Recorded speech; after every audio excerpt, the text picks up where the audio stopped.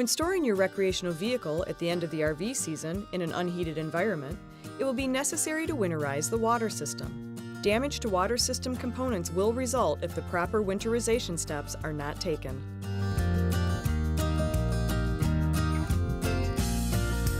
There are two ways to winterize your RV. You can use the compressed air method or the RV antifreeze only method. Let's talk about compressed air first. Start by draining the fresh water tank and water lines using the low point drain valves. Next, empty the wastewater holding tanks.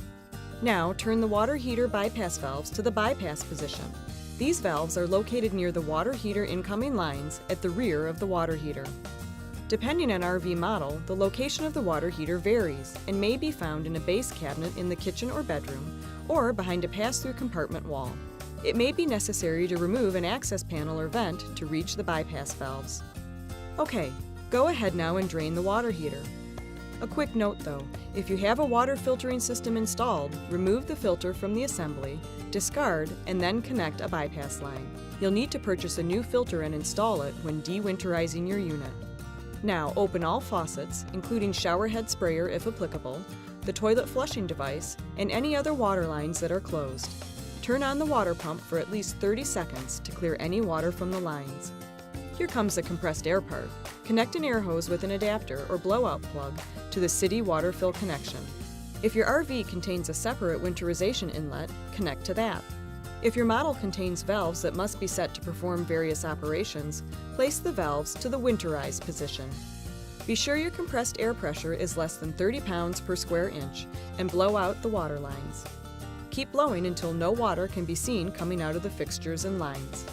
Now you'll want to grab some RV antifreeze and pour it into drains, P-traps, toilet, and tanks. And you're done.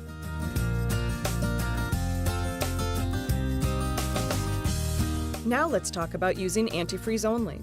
This is important. Purchase 3 to 4 gallons of RV-approved, non-toxic antifreeze only. Automotive antifreeze is poisonous and not for use in RV water systems. Okay. Drain all tanks, freshwater and sewage tanks, and turn the water heater bypass valves to the bypass position so as not to allow antifreeze into the water heater tank. Go ahead now and also drain the water heater. If you have a water filter system installed, remove the filter from the assembly and discard. You'll need to purchase a new one and install it when de-winterizing your unit. For winterizing, connect the hose supplied with the unit to the city water connection inlet. If your RV has a separate winterization inlet, connect to that. Some models contain valves that must be set to perform various operations. For these models, place the valves to the winterize position. Make sure the connection is tight with proper seals. Put the end of the hose into the container of antifreeze. If your RV doesn't have a winterization inlet that uses the system's water pump to draw the antifreeze out of the container and into the RV, use an external pump. Open the faucets one at a time and leave them open until the antifreeze, generally pink in color, flows out of the faucets. Flush the toilet until antifreeze is visible inside the bowl and pour 1 gallon of antifreeze down the toilet to winterize the black water holding tank. You'll also need to pour antifreeze down each shower or tub, lavatory sink, and kitchen sink to fill P-traps and winterize the gray water tank.